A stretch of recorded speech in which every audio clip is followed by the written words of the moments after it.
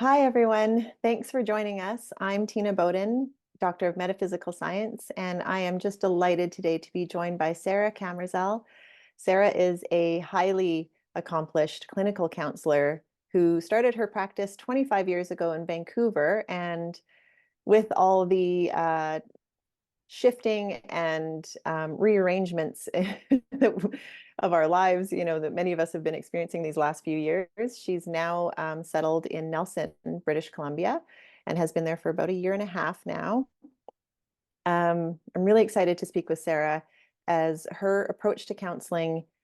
She approaches her work from a holistic and systemic perspective. So, with specialization in relationships, trauma, life transitions, and addiction. And hi, Sara, I'm so happy to be talking with you today. And I'd really appreciate if you could just clarify anything, if I got any dates wrong or anything like that there, or just add a little bit more to who you are and tell us more about what you do. Oh, well, thank you so much, Tina. It's really good to be here and to be sharing in these kind of crucial times, what we bring and to speak up. And so I'm delighted to participate with you. And yeah, you named, kind of where I come from very well. I would say the journey changes in 30 years, and I have been loving what I do for that long, getting underneath people so that they have their fullest experience of themselves in life. Most recently, I find I'm really drawn to deep intimacy. Intimacy is perhaps one of the most sacred and tender of all human experiences. Intimacy with all that is, intimacy with each other, intimacy within. And I feel that intimacy is a little bit under an onslaught right now in our world with all the screens and the separations. And so that's a more recent passionate love kind of birthed over the last decade. And then I'll just add one other thing that I can't help but add because it's one of the things that drew me back to Nelson, the forests, the natural Mm. world. And when the pandemic began, I left the city like many people did and came to Nelson to spend some time. My mother is here, and I ended up walking daily in the forest and receiving some really strong messaging around the ways that our natural world and the forest in particular are holding our species right now. And I ended up becoming a certified forest therapist through the ANFT, the Association of Nature and Family Therapists. So forest bathing, Shinrin-yoku, and renaturing our species has become a passion of mine as well. So there you go, a little bit more about me. Oh, that's amazing. I don't think I knew that. So thanks for sharing that. Yeah, I'd love to learn more about that. So I want to share for our viewers that this podcast for me it's all been inspired every step of the way. And so the topic of this particular episode, we're going to be talking about grief and trauma. And so when I was shown that, then I thought, oh, yes, yes, we need to have this discussion. Who do I know? And then I just let it go. And then boom, there's Sara. And it's interesting, divine, beautiful timing because Sara, you and I, we really only connected a few months ago. So this is all coming together so perfectly. And so I'm really excited to have this conversation with you about trauma and grief. My focus has been around observing the collective trauma that we seem to be recovering, and as we are having this shift in our consciousness. So we can be experiencing the grief because with the awakening process, we can, we've been living in these ways that had become very familiar and comfortable for us. And as we awaken, we start to come into a more authentic version of ourselves. And so there's this sort of letting go of these versions of ourselves that we can grieve the loss of. And so yeah, I, and then there's also the trauma of the world that we've lived in, the way that we've been living in the very barbaric ways that we have been living as a Mm. species, how we've been treating ourselves, each other, our environment, um, and that's all shifting very rapidly. And so these things that maybe had been buried under our surface can be coming up, and we may not have a way to identify what these things are that we're feeling and experiencing. So this is what I wanted to speak with you about and sort of get your perspective on things as well.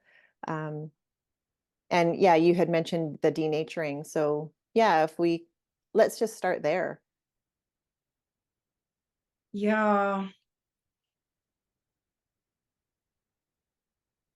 Years ago, I read Kimmerer's book, Braiding Sweetgrass, and I was so blown away. I mean, I was raised very close to the ground, on the land, off grid, close to nature. And I would have told you that I really actually was a very landed person and had land as reference until I read that book. And then I realized, some of what she says about when we are, taking what we need from our environment, to really ask the question, is it okay for me to harvest? And is it, how much would be appropriate? And that just went through me. I cannot say how much it pierced me. And it has really been a deep personal quest since then to address fully the question, how deeply have I been denatured without knowing it? How far have I been shifted by all our cultural practices and our being so civilized and all our mod cons that we have in love? Like, how has that been in some ways so easy and like seamless and invisible? And where actually am I in terms of being a human being who can still feel genuinely through my whole system what I'm embedded in, the earth that I come from, that I came through, that I will be with when I pass. Like, how much of that do I know? And so that journey has just definitely become central for me. And at the time, I recognized immediately, I would not know how to go to any plant and say, may I harvest? And if so, like, how much? And so it's been a bit of a journey, and I I can now say that in little moments here and there is, yeah, just the sense that I can feel and hear and let into my nervous system at a different level the sentience and the wishes of the more than human world. And so in my very own being, I am coming to understand that if I open those channels and want it and ask for the guides, that we are a species that can converse in those ways. And that is just very sweet. I think it is also a relief, because it's like, okay, I'm neurogenic, I'm neuroplastic, I can relearn, I can go back to the original template that was given me. And if I can, then our species can. So there's this sense of, there is a way through this denaturing where so many are born in urban centers and don't know where their food comes from, can't smell trees ever, and get flooded with those phytoncides that just ground us into our parasympathetic nervous system, that have the NK natural killer cells for cancer and boost our immune systems, all these gifts from the natural world.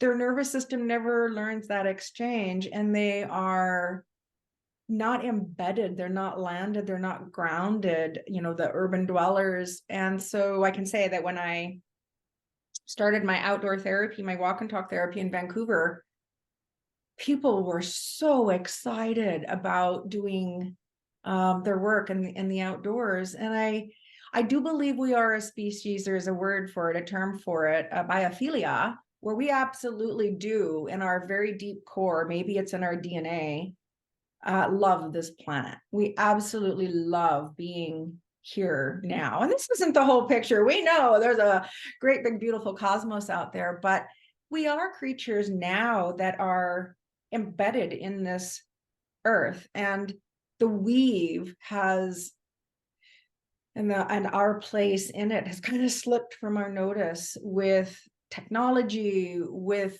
the advances of science, with the advances of medicine. So all of that is well and good and a necessary rite of passage for our species.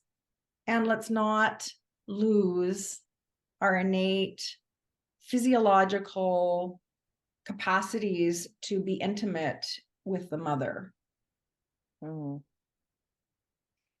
to be, Ooh, as Charles Eisenstein would say, interbeings with all beings. So that was a mouthful.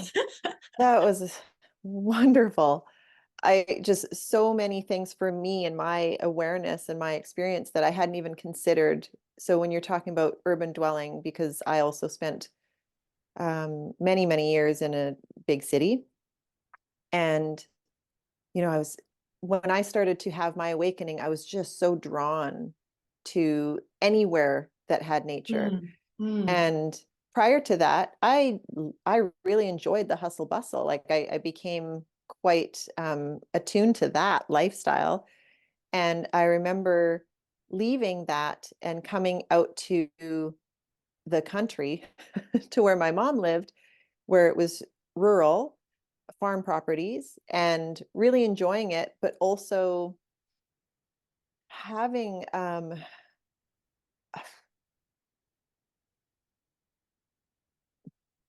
in hindsight, I don't know if I would describe it as like this like addictive like urgency to get back to the buzziness.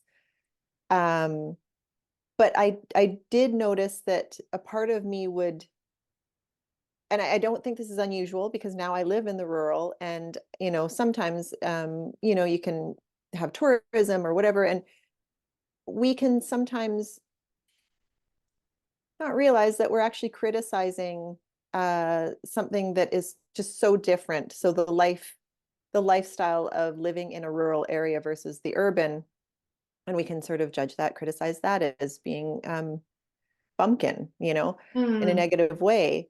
But even living in that city center, and how we can, when we take vacation, we'll go to another urban area that's highly commercialized and think that that's a getting away, and just have the experience of it. But even going to a beach on the ocean, and with motor vehicles and all of that stuff, and still just not have that connection to it.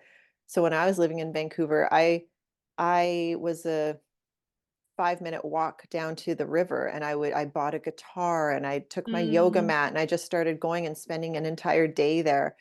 Um, and it was not exactly quiet. It was right across the river from the airport. But it was my space, and it was like just how nature was calling me to come back to myself, and just getting up into the mountains and all of that.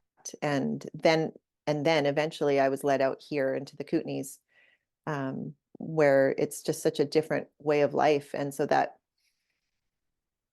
busyness feels, it's just so different. Like my mind can still get very busy, but I just look out my window Yeah. and there's trees and a mountain right there, and it just grounds me. Um, whew, wow, yeah. Um, I feel like I've got more questions just in that sharing that you shared. That I, I do want to ask about trauma. So Mhm. because that is something that we collectively are talking more and more about. We're seeming to seek a deeper understanding. Many of us probably are familiar with Gabor Mate's work. So he's really been helping us illuminate how trauma exists in our lives, in our societies. Would you share what trauma is? If that's, I know it's not a singular answer. Would you mind just helping us understand that? For sure. If you'll give me about 10 hours. It's so complex, right? So the perspective that I will share here is from psychology, right? And there are, there's a very different way that, say, the medical world would look at trauma. So at its very most basic, I would borrow from Bessel van der Kolk, who is a European researcher on trauma. And what he has said is, in essence, trauma is the dis-ease of disconnection. Now, there are many, many things we can become disconnected from, ourself, each other, the natural world. We just sort of covered that in a way.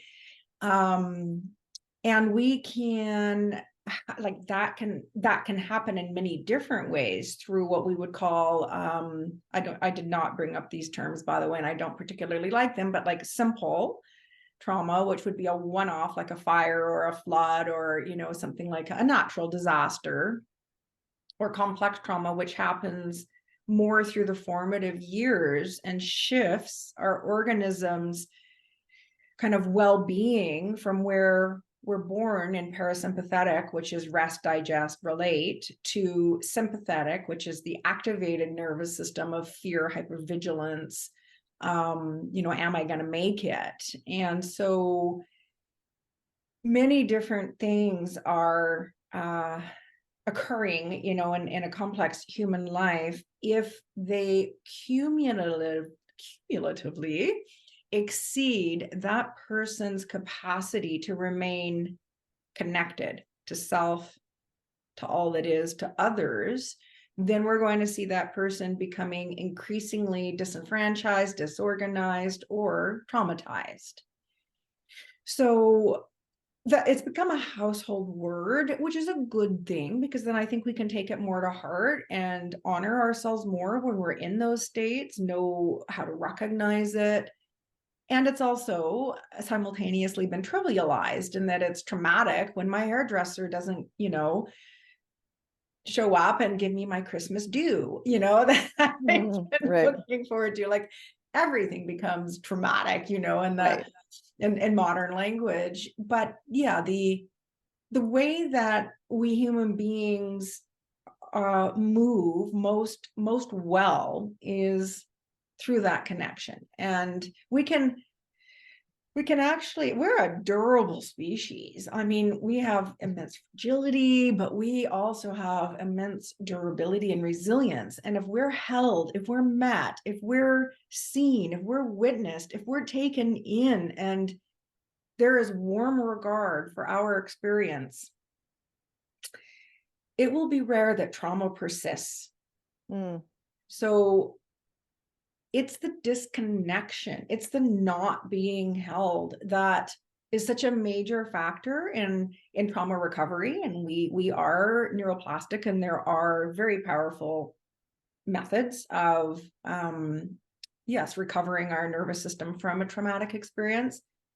Some would say it's quite a spiritual practice, because connecting back into faith and trust and belief in life force, and in my right to participate in life force. And then the other ingredient would be being held again, being accompanied again. So trauma is often thought of as being, the hard things that happened in childhood, the family of origin things.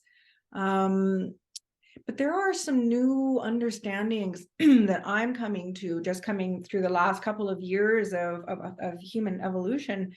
And Frances Weller, I have to say, I'm going to give my, just a huge shout out to Frances Weller, who has written the book, The Wild Edge of Sorrow, which is about this time for our species, and how sorrow is part of our lineage, and knowing how to deeply grieve the losses that are necessary in being human, are just a natural and healthy part, but that we have to meet them and accompany them and befriend them. And so he's been a huge influence on my understanding of this. But when we are facing some things that are pretty interesting, globally facing, are we going to make it? What's going to happen when AI and chat GBT are, well, they already are, in my humble view, like when they can already outdo so much of what we can do, when our systems are so Mm. complex, do we even know how to handle our systems anymore? Like these big existential questions that we're facing. These are losses, and the loss of the known, the loss of the predictable, the loss of any assurance is weighing very heavily on our psyches. And that can be experienced as disconnecting and traumatic too. That can be overwhelming as well. So there's what happened before, what we might as a species or as an individual be experiencing like right here now, and then it's that eye to the future that's perhaps different globally now than we've ever had before. And of course that's birthing so much, but it's also a real edge. I'll stop. Oh, that's great. That's great. I wanted to write some notes down, and of course my pen's not working. Like, I just wanted to say Oh, come because we were having, oh, there it is. on. Okay. First the technology. Um, so there we go, because I wanted to touch on a couple things. So what I was hearing with much of what you were saying in terms of, um, if I can simplify it or perhaps oversimplify it as Go for a it. solution, but I say that super loosely, for helping us with dealing with trauma with ourselves, with another, how powerful love is, and holding that space and seeing the whole person and just the energy of that. Yeah, that's what I feel we have a huge opportunity to understand, um, how powerful our being is. And when we hold ourselves in that state of love or that vibration of love without saying or doing anything, it can be extremely impactful. So we can have a direct, experience with another, or an indirect with somebody or a group on the other side of the world, and or anywhere within our universe. And we can have these connections. And this is what's very exciting to me about the evolution of our consciousness, is because we're Mm, coming to remember this, how powerful we are just as this energetic being in this physical form, having these experiences, but we're now merging these understandings of ourselves. And so I guess what I'm I guess what I'm kind of seeing here is that, you know, we can feel really overwhelmed with all this change that we're experiencing. And one thing that can just be so simple to help us reconnect with ourselves is just holding ourselves in love. And beautiful. if we're seeing another having a difficult, and I don't know what to do, I mean, I'm having my experiences of that, and my mind wants to go in so many different directions. My body, I think I'm supposed to know what to do Hmm. for somebody, and I don't. Um, so just, practicing that, because for one, it helps me center, and if I'm centered, then I can be a better assistance to somebody else. Um, but just the magnitude of change that we're experiencing, it's very easy to feel knocked off of our center in all of this. I mean, for myself in 2020, those years, um, I mean, yes, there was a pandemic, but it was more than that. It was a global shakeup Mhm. where everything that was sort of sedentary, I always use the snow globe metaphor, where it was sitting on a shelf, like we as a globe, we were just like our consciousness, we were just sitting on a Mm, shelf, just kind of mhm, going along with mm, the same old, same old, same old. And for decades, more and more of us had been, quote, waking up, but there was so much more that we needed to see within ourselves and within our world. So everything just got shaken up, and we all got shaken up at the same time. It wasn't, just me. And then, oh, you understand the laws of attraction too? That's great. Let's have a conversation. It's everybody's being shaken off of their foundation.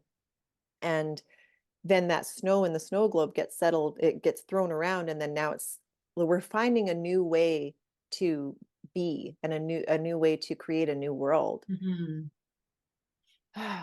It's a mhm, lot. And we might be seeing some more obvious examples of those of us who are living with trauma, who may,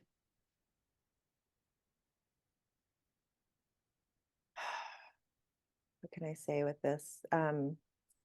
How you were saying, like, when there's that, like, I don't know how to, I do believe that we are all innately receptive to love, and we might be seeing some experiences of, or some examples of, where it seems like somebody might be so far from that center that we just feel so helpless. And how could we how could we help each other when somebody seems like they're just so far out there? mm, mm, um I am more specifically referring to just how much addiction is going on in our world, and how rapidly that's expanding. um I don't know, I don't mean to, I don't think I have really much of a point of that. I guess maybe I'm just sharing an observation, but um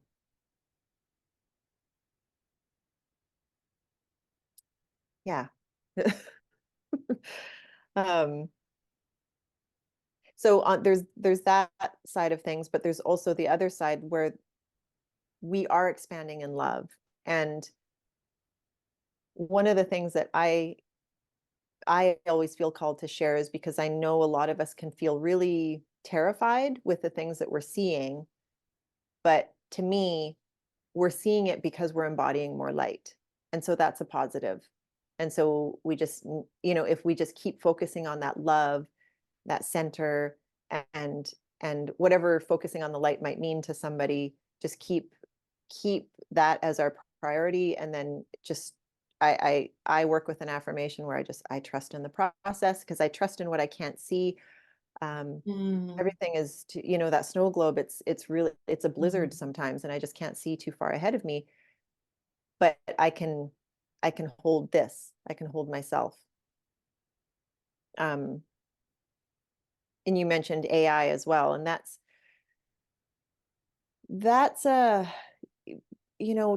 oof, looking at how much everything is changing. And if so, I'm just going to share a little bit of, so I have a friend, Linda Austin. Anybody who knows me or has followed my work or worked with me, you know exactly who I'm talking about.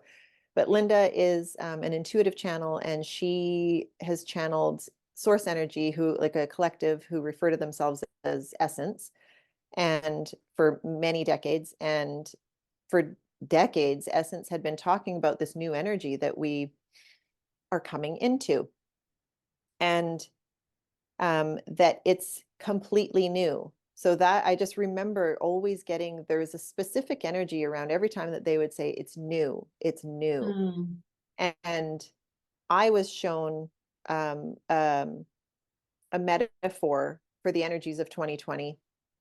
It started back in 2013, but in 2019, I got a download of different types of vision. So there was the hindsight, there was peripheral, and there was future vision.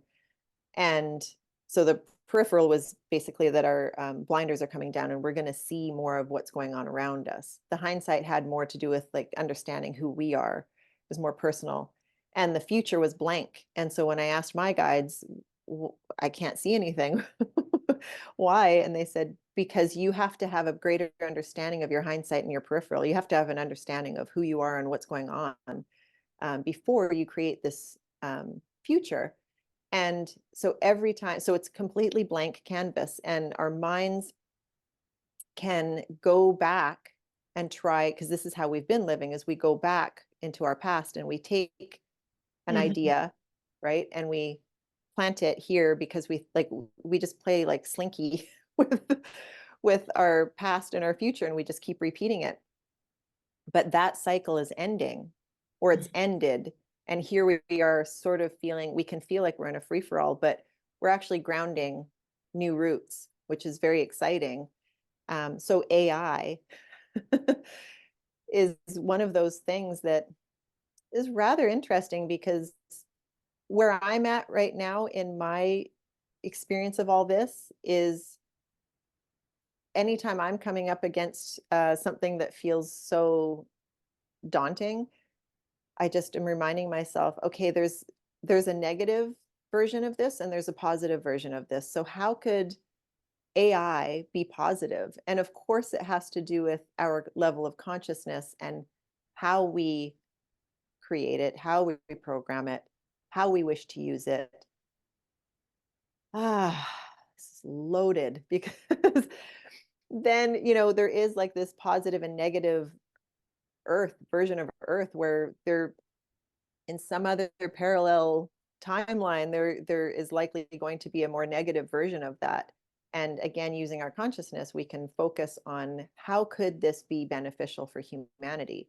And many of the teachings that I've been listening to for decades would refer to something like this. They didn't refer Mm. to it as artificial intelligence, but saying like, so if you do X for a living and that's how you make your money, is that your passion?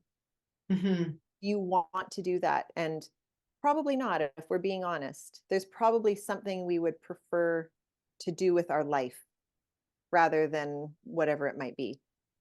Um, because a lot of us just work. We just work to get by. We just, we live in Mm. that way. But Mhm. here we have this opportunity to create this whole new way of living.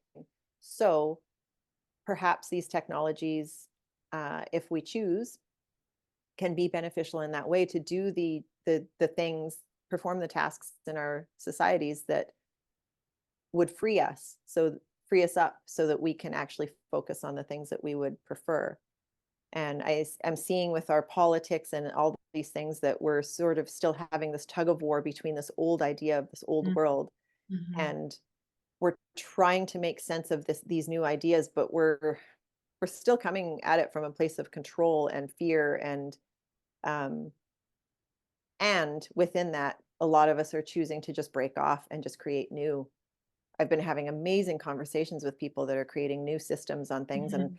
that's my excitement, is to continue to have these conversations with people about these things so that we can continue to explore how we can look at them and think about them and talk about them, and what to, rather than defaulting to um, overwhelm, because it's very confusing right now, Mhm.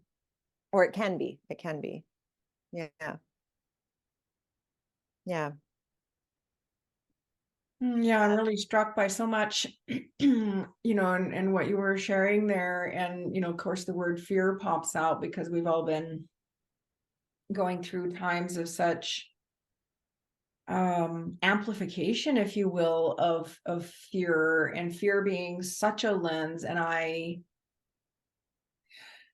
have a sense that a threshold our species is sort of up against in terms of like a new order of experience, a new way of moving as a species, is to much less be driven by avoiding fear and a lot more by embracing love. As you were Hmm. saying, if that can be the pivotal central return to the heart. And there's a beautiful book, quite long, The Master and His Emissary, by a Canadian psychologist, Ian McGilchrist, where he really talks about, we just accidentally, our species is very bright and does so much and wants so much and is just so like entrepreneurial, and I love that. So when this great big cortex started to happen, and come online, which it did, some of the more kind of heart-based ways of moving, I think, just for a moment fell asleep or just sort of weren't quite the edge. And it feels to me like now that we have this, hallelujah, but a return to really letting the heart lead in our world and have relational power. So not just power, but relational power, and the brilliance of our minds, for which we will hopefully use things like, AI and ChatGPT in the service of life and life-giving, and relational power, but that we're going to have to return to that red road to the heart. Like the heart is going to need to be there. And yeah, you were saying holding ourselves in warm regard. And then like when it gets to be too much. And I would say to that a resounding aho, yes.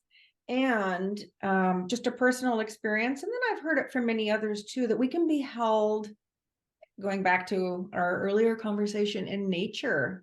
So when I walked the Camino years ago in Spain, that full moon occurred for me in a way that I can only describe as beneficent, and just took me in. And I ended up just having these experiences of like truly the quintessential existential question of human beings: do I belong? And that being like walking hour after hour after hour in the graces of the moon and being received by the moon left me with a kind of belonging that is just as deep as any belonging I feel in any community of humans.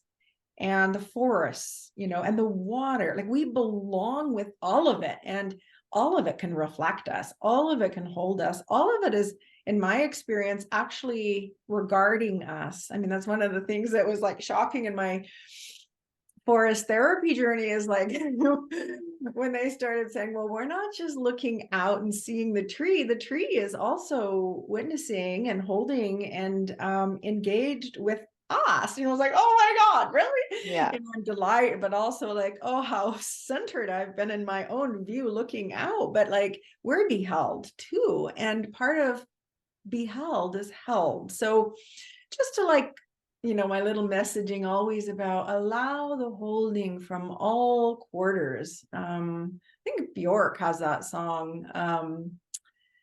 You will be held in love, maybe not from where you're pointed toward, maybe not where you think it will come from, but all is love. And I just, those lyrics, I have not done Bjork quite justice there with her lyrics, but that is, I think, a way we are going to be birthed to move, is with hopefully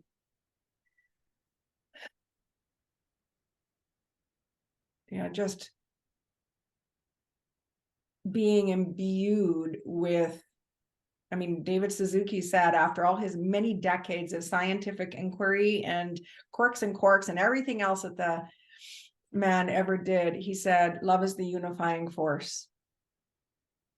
And let that be so. Yeah.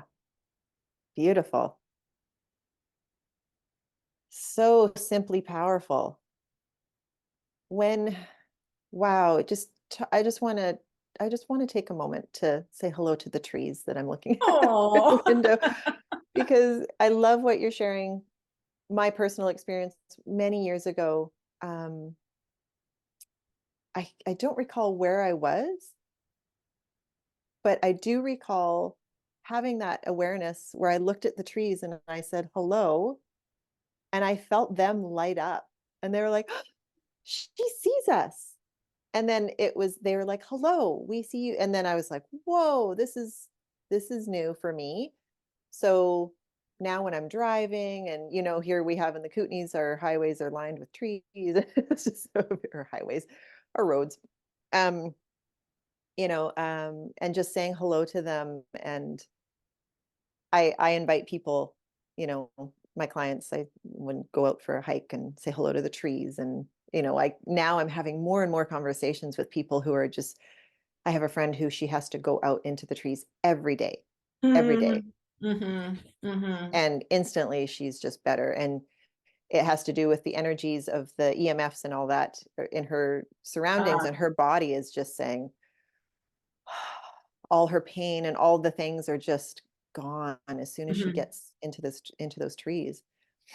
And That's it's the whole helping. art and science of Shinrin-yoku out of Japan. It was birthed in Japan when the technological revolution in the 70s had people dying at their desks and cancer, and like the Japanese people were just shocked and horrified by what was happening to their employees. And some of the Ministry of I'll just say the Ministry of Forests there, they had forests for all time designated as holy forests and healing forests, and that had fallen to the wayside. So they just did this amazing pilot project of kind of bringing those forests back, and then bringing their people, busloads of people, out into the forests in the middle of the day for an hour, and they watched all their physiological, psychological, emotional markers, and unbelievable changes in human health holistically from being in the forests.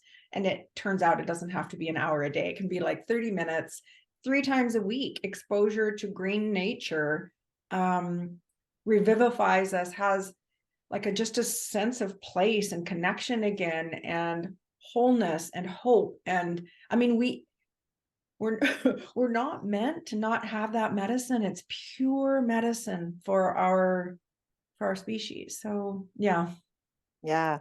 long live the trees. Yes. Yeah. Yeah. Oh my gosh.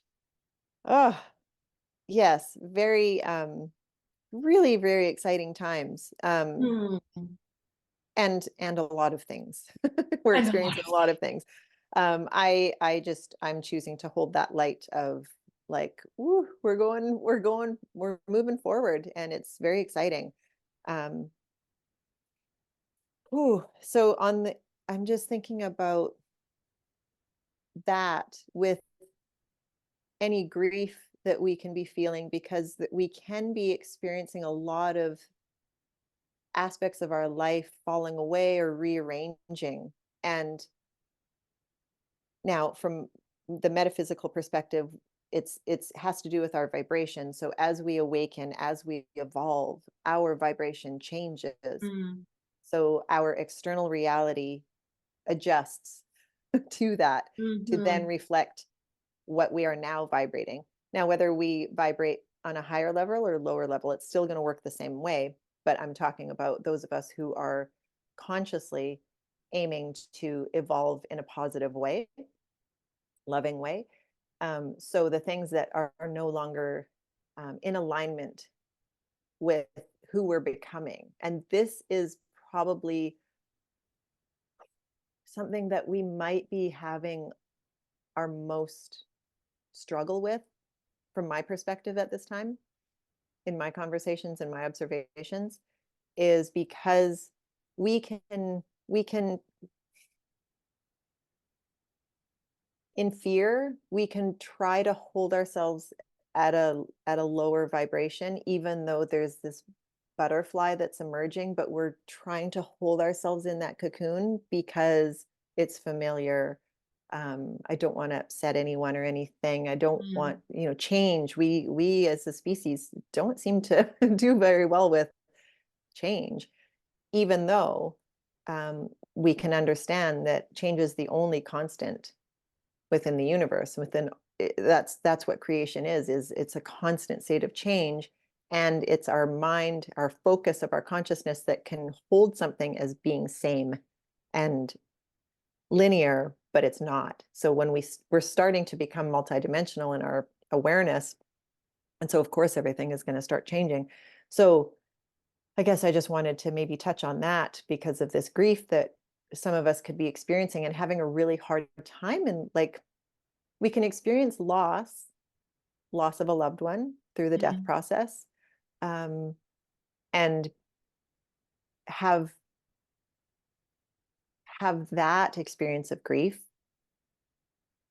but there's also the experience of grief with losing ones in while we're all still here in this life, or like a relationship of any type.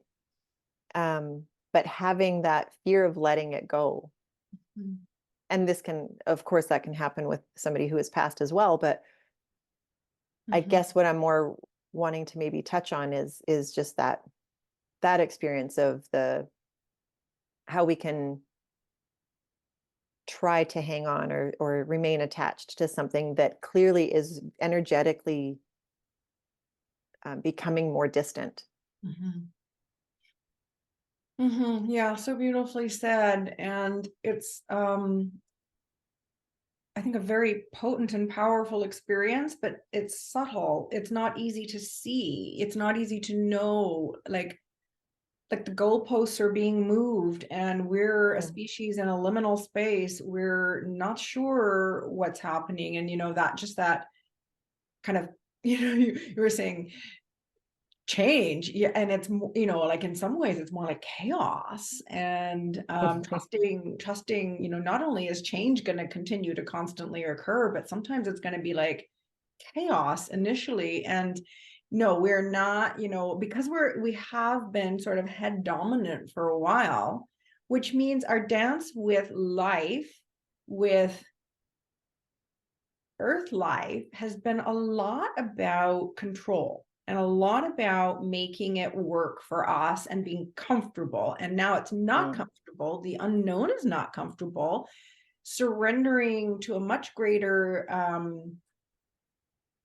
ethos of interbeing, where we're not necessarily the kingpin anymore. Now I'm just introducing some, potentials here, that we might be much more part of a weave than we are the dominant species that's calling all the shots.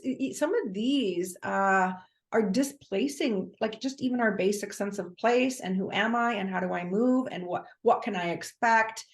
And that can link back again to and my identity and my role, and and that can link back to trauma, those kinds of losses of understanding of oneself in the world.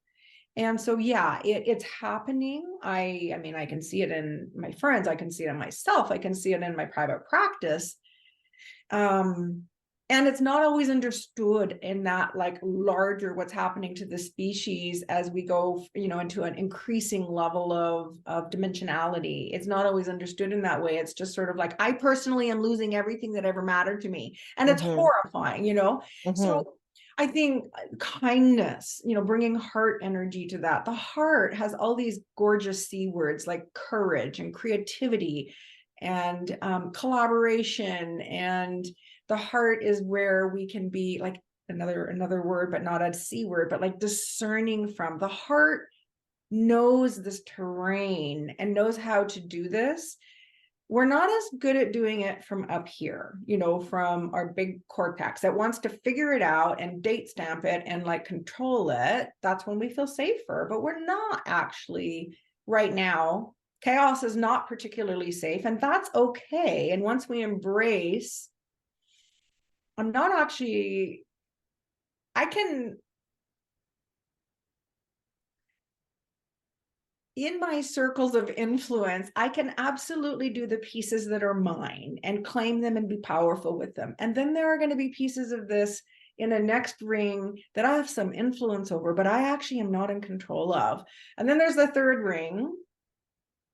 I don't even have a vote, in that way. So to really stay as best we can, making the moves we can reliably make, which is befriending ourselves and each other, living in right orientation, doing our grief work to kind of link it back to grief.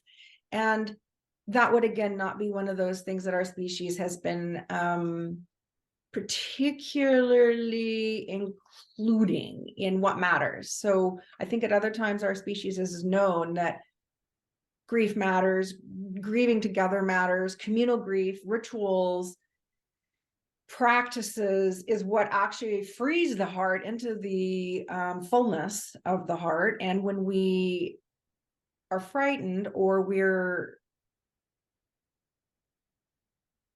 grief is intense and visceral and messy and can be, you know, in our body as well as in our hearts, when we get frightened of that level of intense emotionality, and back away from it, then it becomes lead in our body. Then it becomes heavy. Then it becomes congealed. It's frozen, and we're not neuroplastic anymore, and life can't come through us to the same extent. So the reason I am a huge proponent of grief work, really deep, visceral grief work, is because it's a threshold emotion. It releases us back into the flow of life, where we're generative and creative and can love heart wide open. And if, you know, there's no judgment at all around this, but if we don't have practices or support or permission to do our grief work, we're going to just end up carrying it and accumulating it. And then it doesn't go away. Then we have to compensate somehow because we don't have life pouring in anymore.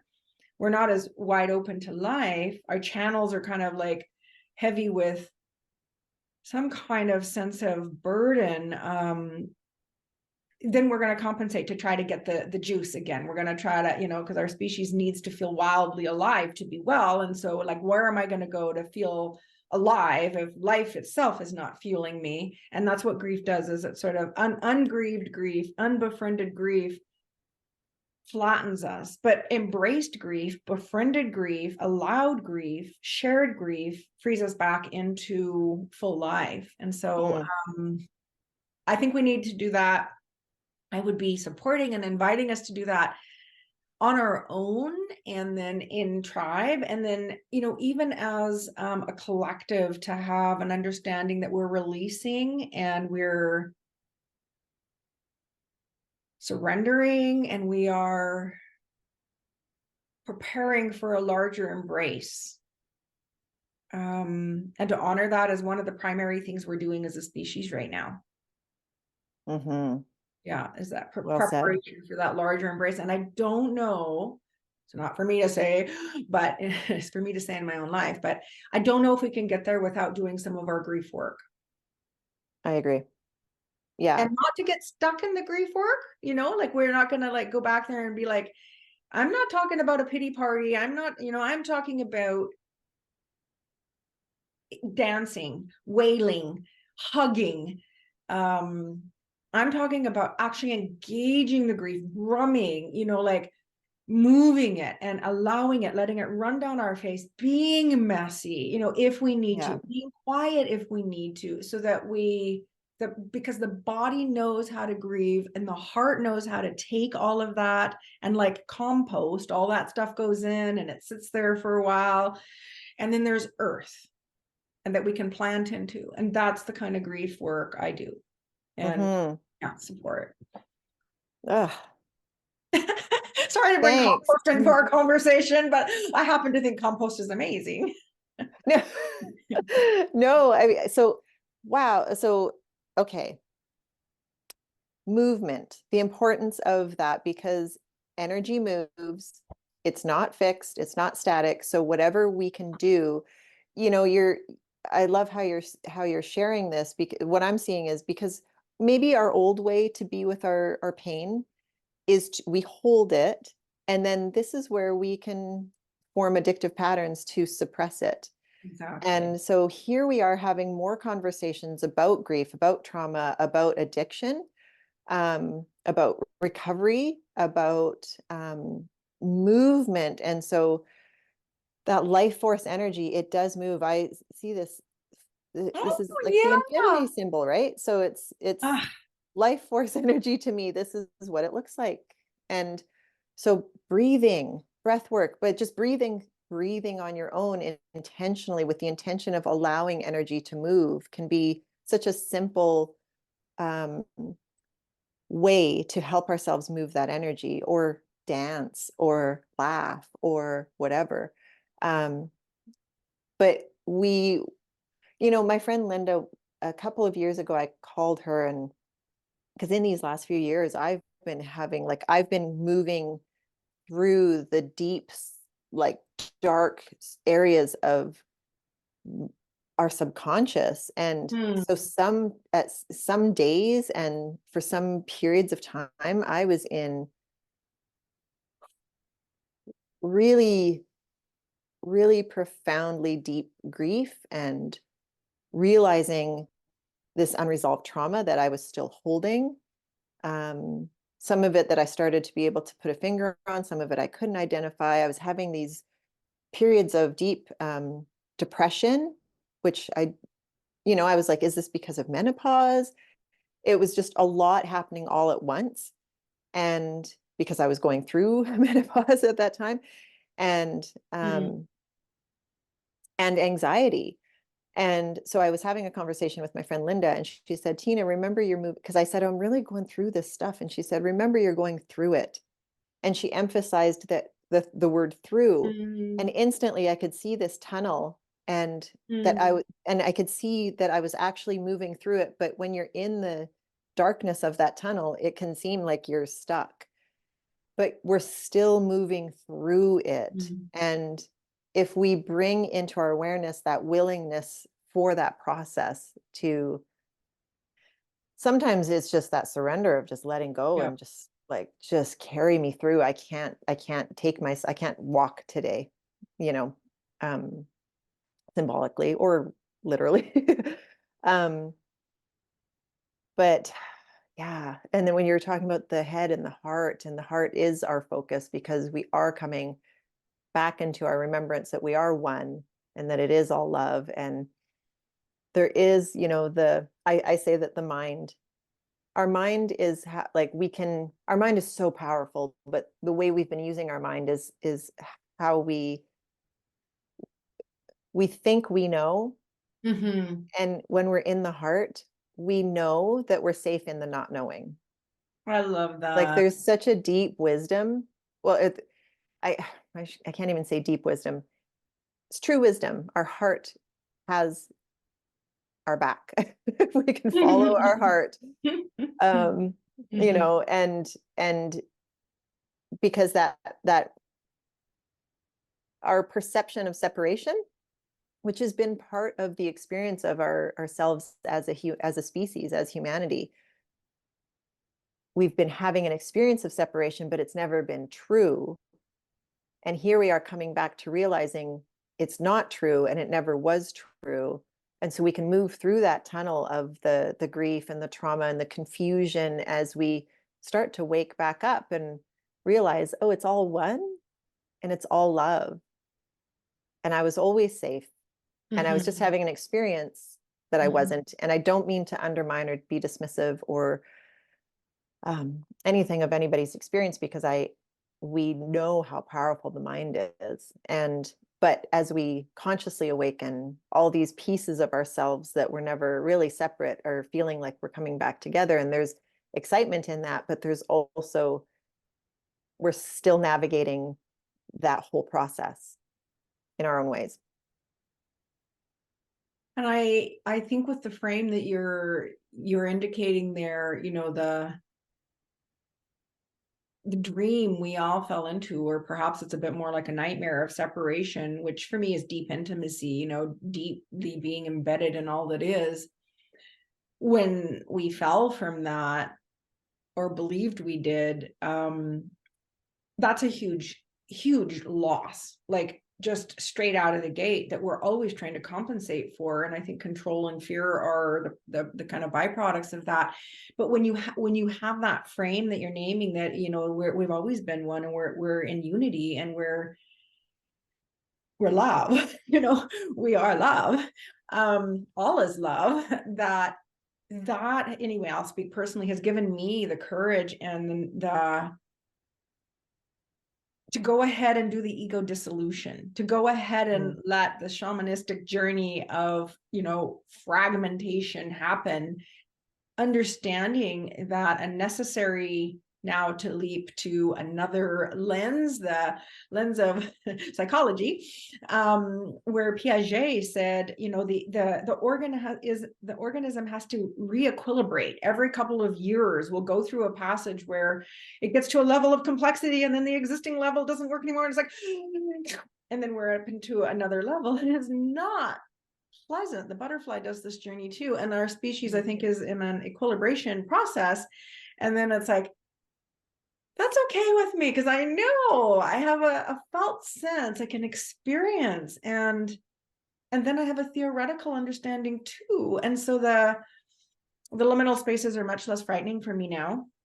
And I can turn and embrace them much more easily with that frame of what this evolution is about and for, and that it's eminently trustworthy, and that there is no mistake. If I didn't have that, this would be a much more terrifying journey. Mhm. And the grief work still needs to happen, even though I have that. And it's like, well, because it's like part of me is like, well, couldn't I just do a spiritual bypass then? Couldn't I just say all is well, yay, and not do my grief work? No, we have to digest it, because that's where the compost, and that's where the new soil and the new birthing and planting of what comes next. As best as I can understand it, there is no way we can bypass the whole thing, and then the butterfly doesn't bypass it. So Yeah. Yeah, not truly. I think we do a very good job of convincing ourselves that we can bypass it, but I don't know if it's true. Well, can I read, or actually even just on that note, share a poem by one of my favorite poets? Please. Okay, so I will screen share, and then for those who are not watching, I'll read it as well. So this is Rainer Maria Rilke, and it's a very deep poem. Someday, emerging at last from the violent insight, let me sing out jubilation and praise to assenting angels. Let not even one of the clearly struck hammers of my heart fail to sound because of a slack, a doubtful, or a broken string. Let my joyfully streaming face make me more radiant. Let my hidden weeping arise and blossom. How dear you will be to me then, you nights of anguish. Why didn't I kneel more deeply to accept you, inconsolable sisters, and surrendering myself, lose myself in your loosened hair? How we squander our hours of pain, how we gaze beyond them into the bitter duration to see if they have an end. Though they are really our winter enduring foliage, our dark evergreen, one season in our inner year, not only a season in time, but our place and settlement, foundation and soil and home. That's beautiful. I love that piece because of the honor of when it comes, the need to grieve, the need to circle around and wail, the need to dance until love pours in again. That is a surrender, and worth the embrace, worth the accompanying, not just trying to get through it as fast as possible. There will be the light at the end of the tunnel, but it will come when it's damn well ready, and when we've embraced the dark anguish. So I think he was going through some moments himself there with the species, written over 100 years ago. So still to me relevant today. Oh, thanks for sharing that. Okay. Well, I'm noticing we're just about at our time. I did want to just if we could just take a couple of quick moments, because I really wanted to touch on our experience for those of us who are highly sensitive people and who are highly empathic, because I believe that we are all very sensitive because we just are. And I believe that we are all empathic because we just are. Some of us may be aware of it and some of us may not. And so either way, there can still be moments of that overwhelm of feeling, not just within ourselves, but within everything that's going on within the world, within our collective, because it's all one. We can't be disconnected from it. So even if we know about it, if we know of something going on the other side of the planet, we can have an experience of it. But also when we don't know about it, we can still feel it. And that can be, for me, that can be the most challenging, because I can feel like I get unplugged, or I'm just knocked off my center, and sometimes it just doesn't make sense. And then I'm still learning to go, oh right, we're connected. There's something going on within us as this whole being, that parts of us are hurting, or parts of us are waking up, and there's an energy to that, or parts of us are going deeper into our darkness, or and so there can be this push pull and all of these different things. And so I guess I just wanted to take a moment just to recognize and bring love and honor to these aspects of ourselves and this experience that we can be having, because possibly through that is when we also might wish to isolate and, just feel that overwhelm and not want to connect with the tribe and with anything. We might dive deeper into, away from, like, dive deeper into our devices or whatever, just to try and block that out. To or get our some addictions. Yeah. Yeah, when you first started sharing that, I just I just had this like memory of hearing, I think it was Obi-Wan Kenobi, a Jedi Knight saying, I sense a disturbance in the Force, and they had that capacity. And I think we're becoming Jedi Knights. And like you said, everyone can feel it, but whether they're aware that they are and can tend to it, again, that tending, and as we're asked, I think, to presence so much more and to what I call digest some of the shadow that we have been living in, but not really wanting to face into or heal. I think the practices of accompaniment, of care, of bringing in heart, of, like, as best we can, staying in connection, don't see how we can birth the next I don't even know what the right word is, but what we are meant, what by design we are meant to become, if we don't like turn with our hearts toward all of what's fraught, and so I remember just super briefly hearing the Joe Rogan Elon Musk interview, and so much fascinating exchange between those two, but when Joe Rogan said, are we already living in a metaverse? Is this reality, or is this just, like we're just in a matrix? And Elon was like, oh yeah, we're in a matrix. Like, this isn't reality. There is no reality. And I was so shocked. And then, Joe got interested and was like, well, tell me more. Like, how can that be? Like, don't you think this is real? Like, I need this to be real. And he's like chugging on his whiskey, because it's not, you hear that. Anyway, and Elon Musk said something that went straight to my heart. And I have just been holding that man in my heart ever since. He said, it's a boring substrate. He doesn't have whatever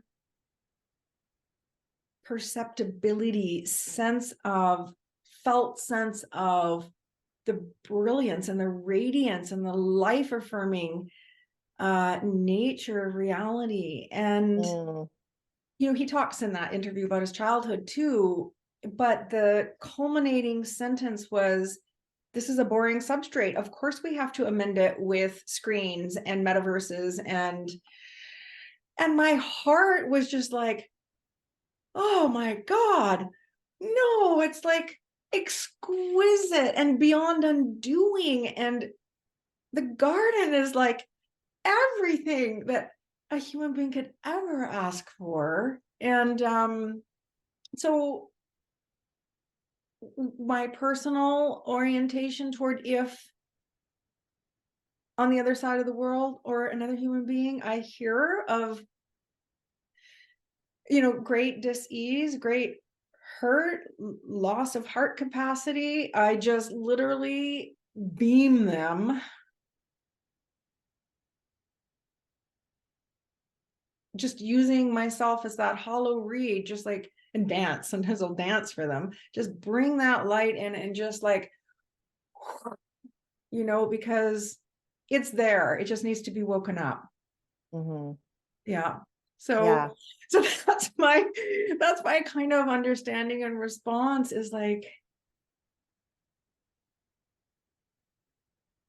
yeah, share what has been given to me as best I can, globally. Send perfect. it out. Yeah. Ah, such fascinating times. I feel like You said it. I could easily go down a rabbit hole on that whole discussion Oh, between I those wish two you gentlemen. would. Maybe you'll take me down that rabbit hole one day. Yeah, well, if we had more time, I totally would right now. But We that's just don't. fascinating how I will just say it is fascinating to see how somebody who's so involved with technologies that um where you can have like this meta view of the planet and that's still like where the focus is still more on these technologies and going elsewhere. Okay. But I mean that there's also a perfection in that of because I think that can represent within our collective consciousness how shut off, you know? We need to have somebody mirror some Yeah. aspect or some example, some idea of how shut off we can be from that, where we can just, you're talking about bypassing and that whole, bypassing through the idea that technology is the answer for everything. Hmm. Um, and when we create technologies without the inclusion of nature. One thing I've said, like when artificial intelligence started to become this big discussion, and it just in the last few years, it really was coming up, and people were getting excited and getting afraid. And one thing that I saw was, why are we so excited about artificial intelligence? Why aren't we having these discussions on our divine intelligence? Like, why our body's intelligence, our innate intelligence, nature's intelligence? Like, why don't we are, obviously we are, like there's many of us who are, but how interesting that those other conversations seem to overtake and overshadow. Um, However, this is another, we can go down another conversation about this Like you said, another bifurcation whole process. conversation. Yeah, like there Mm. seems to be this splitting, and but that's another conversation for another time because we're seeing these clear two versions of Earth and which one, Yep. right? Yep. So just keep choosing the one that is good for you, and what when understanding how energy works, what we focus on expands. This is how our consciousness works in Hmm. the like it's I'm very much simplifying it. It's much more complex than this, but it is that simple that what we focus on expands. So just keep, if we can just keep our focus in love and without trying to overpower another idea. Yeah. Just just let that be what it is and just keep focusing in the direction that is true for you. Hmm. And it's And one of the most radical acts, that I think we can make at this time is to use our free will very thoughtfully. We have free will. We were, however that came to be, whether it was granted or, free will. What do I do with my free will? yeah, I feel this is our path of masterful wisdom, Mm. understanding the path, like understanding what that is. and understanding how powerful we really, really are. And it's not, the power is not out there. The power is not going to come from a technology. Any idea for me, anything that hints at the idea of a dependency on something for Mm, betterment, mm, mm, meh, mm, that's mm. outside of myself. I like that. No, no. So anybody that claims that this gadget is going to bring me something that I don't have in myself, I just say no thanks. Because in my experience, there's no truth in that. There's no You can app for have, that. there's no help for that. Okay. That's what I tell my couples when it comes to intimacy. There's no app for that. Right. That's an inside job, honeys. Perfect. On that note, here we can take a sip of our Aw. fancy. There we go. Well, you and your absolutely brilliant work. Thank you so much for today. Oh, thank you, Sarah. I really, really, really appreciate you taking this time and sharing yourself and your wisdom and your insight and your heart. Thank you so Aw, much. You're yeah. such a beautiful person.